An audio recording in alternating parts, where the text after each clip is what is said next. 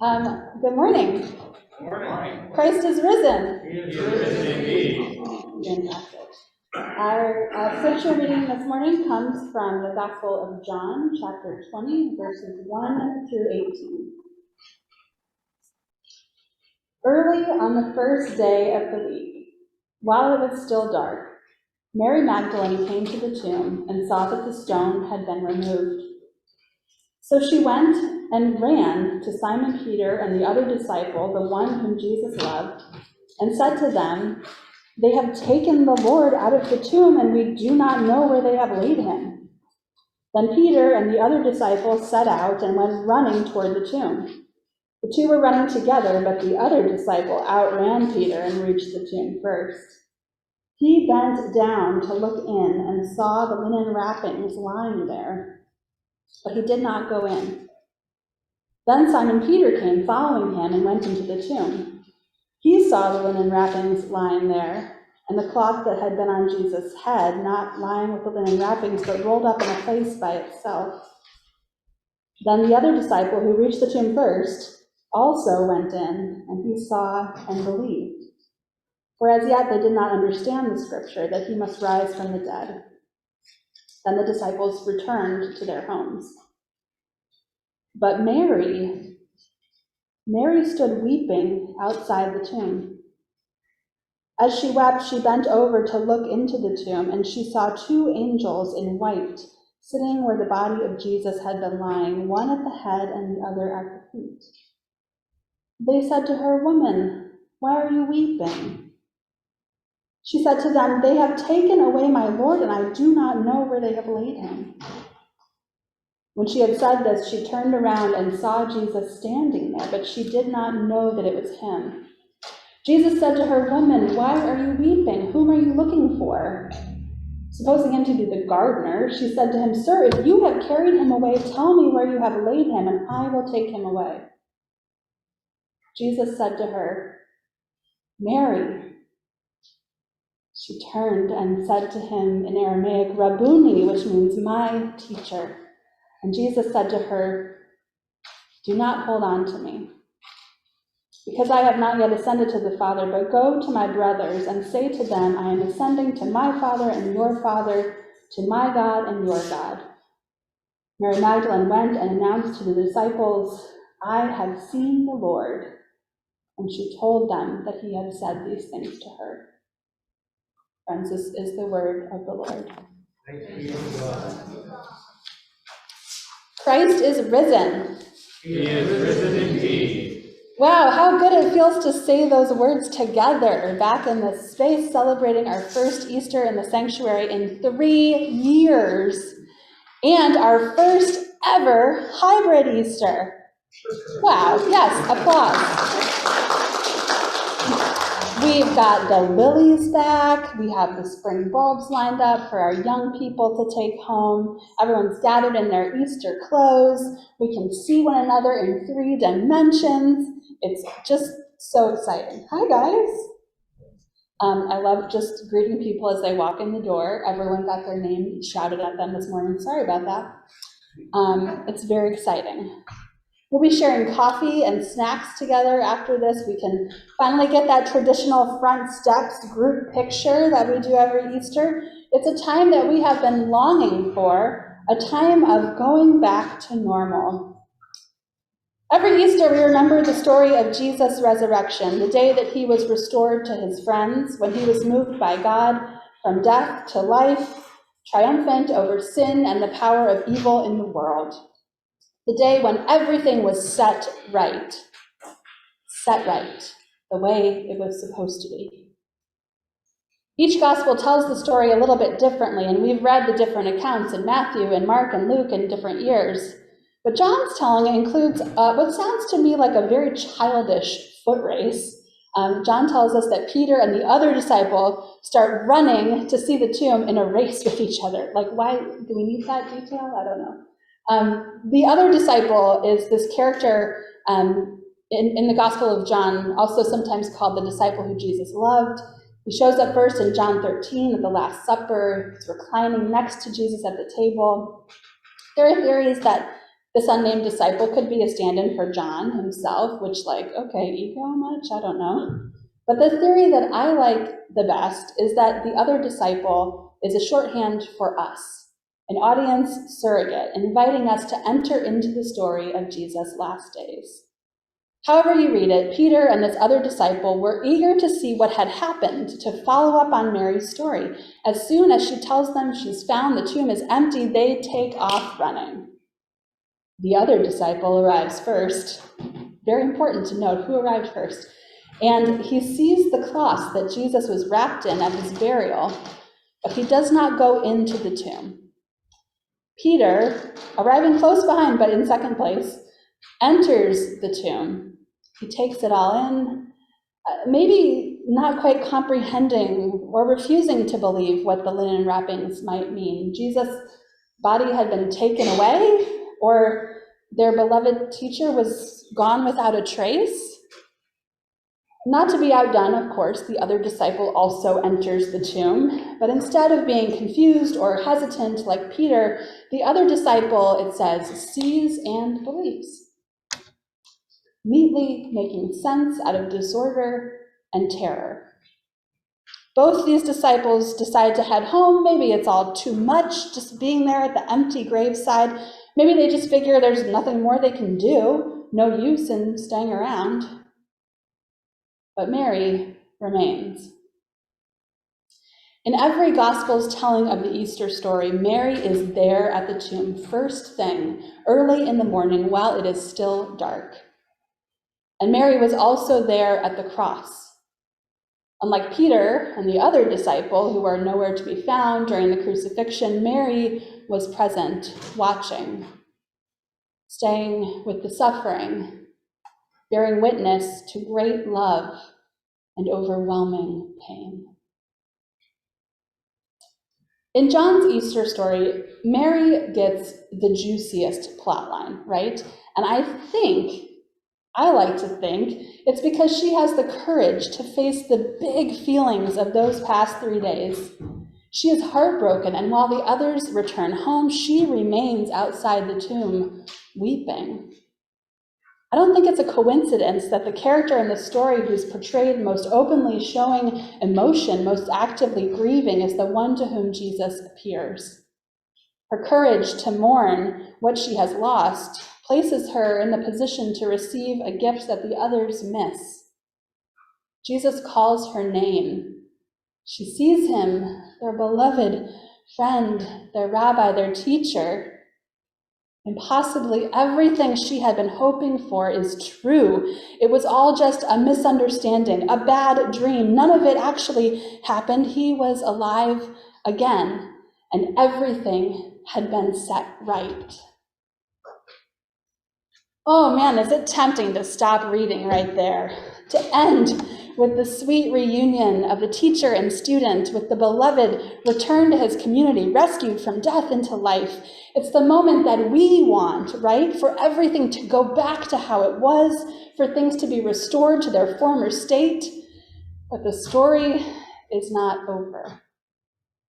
Mary reaches out, maybe to embrace Jesus, to pull this loved one in for one more hug, to take him back to the others and pick up where they left off like none of this ever happened.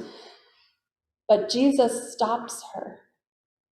And he tells her something almost more jarring than the events of the past 3 days.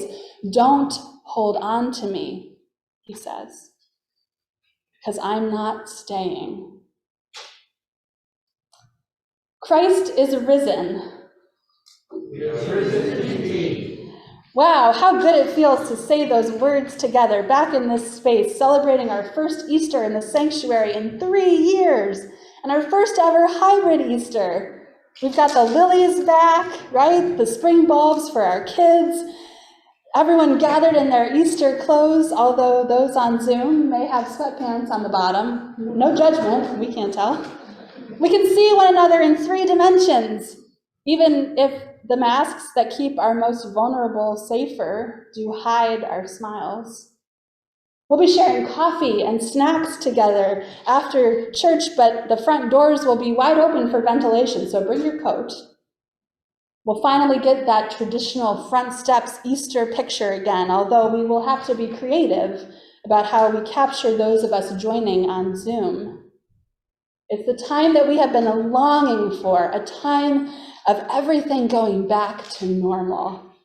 And nothing is normal at all. Every Easter, we remember the story of Jesus' resurrection, the day that he was restored to his friends, moved by God from death to life, triumphant over sin and the power of evil in this world.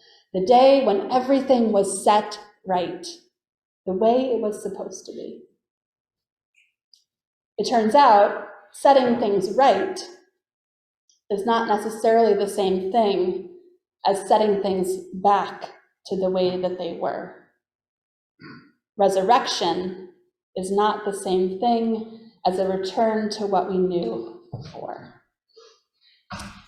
There is a huge temptation for all of us, after everything we have been through in the past 2 years, to want to simply bury it all and move on. It feels like everyone from school superintendents to workplaces to the CDC to our own family members is urging us to respond like Peter on Easter morning, to pause for a moment, observe what has happened, and just as quickly turn our backs on what has unfolded and start the return journey to what we knew before.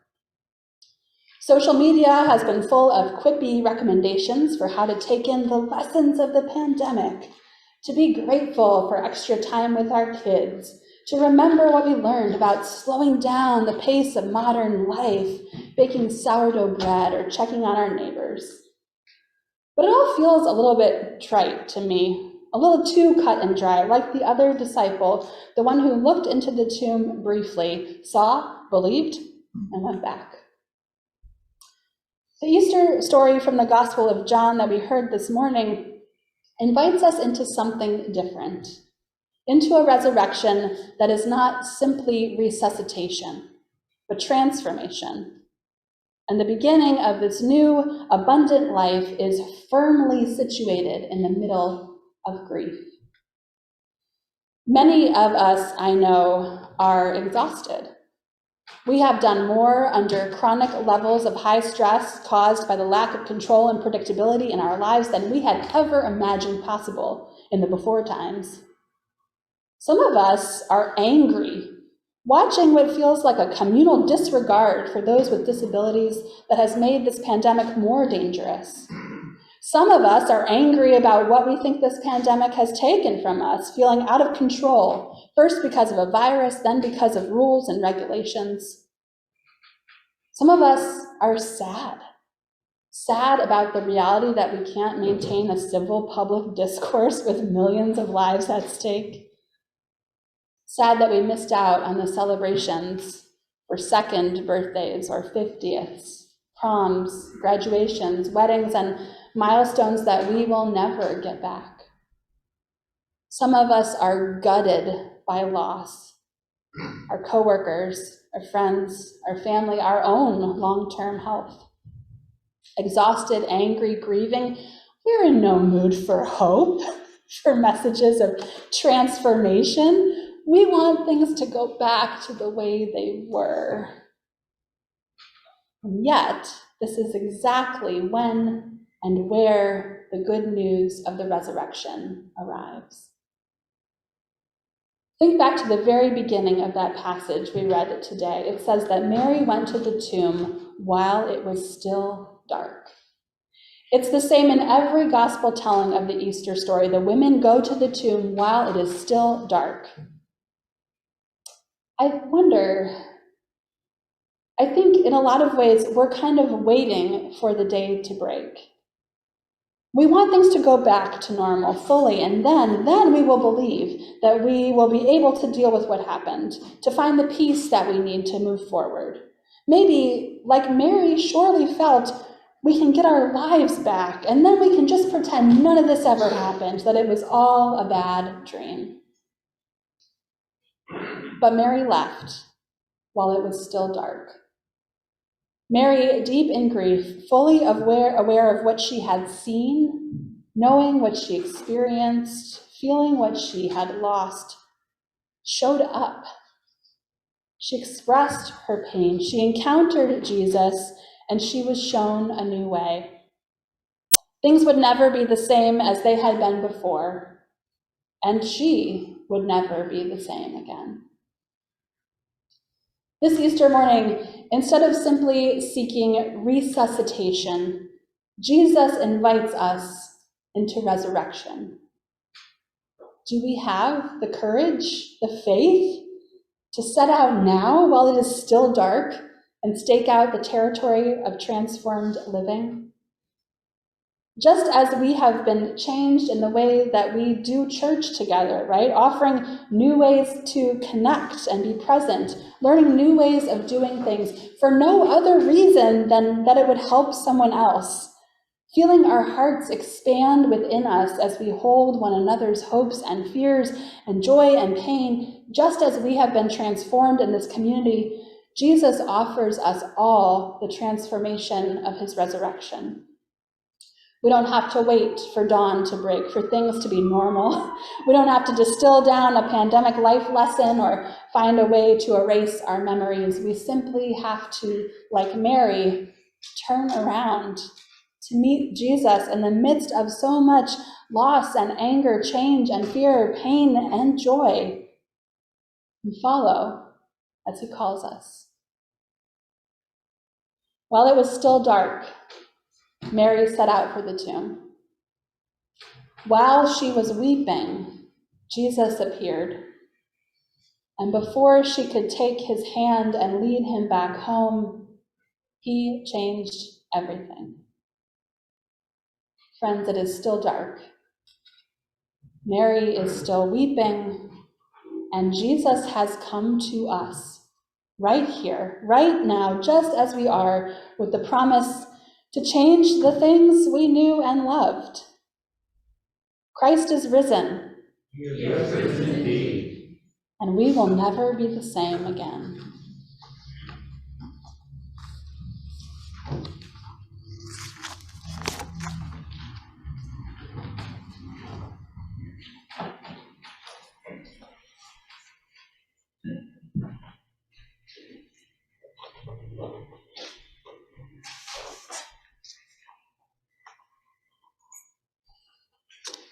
So we're going to do a choir piece. This is the song that we started in 2020. We did do it online. So we're actually going to do the hybrid version today, of course, just for fun. So some of the people that couldn't be here today are actually still singing with us, just on the sound. Oh, yeah, we want to be closer here, guys. And sorry, people at home, we're going to move the mic there. And you can always look on here. It's the child that got one, yeah.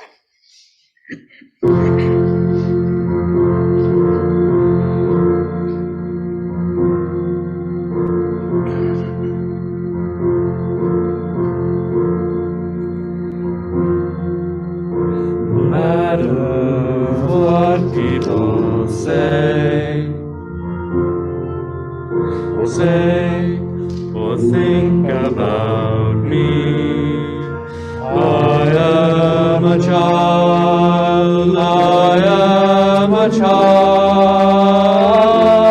of God.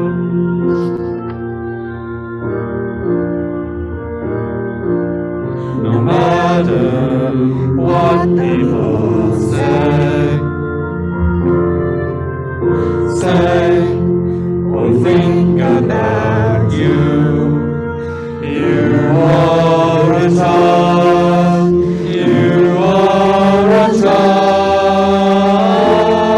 of God.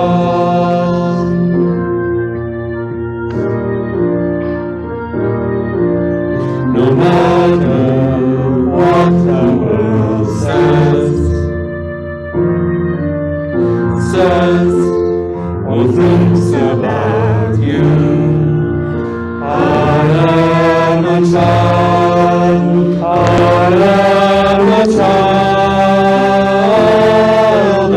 God.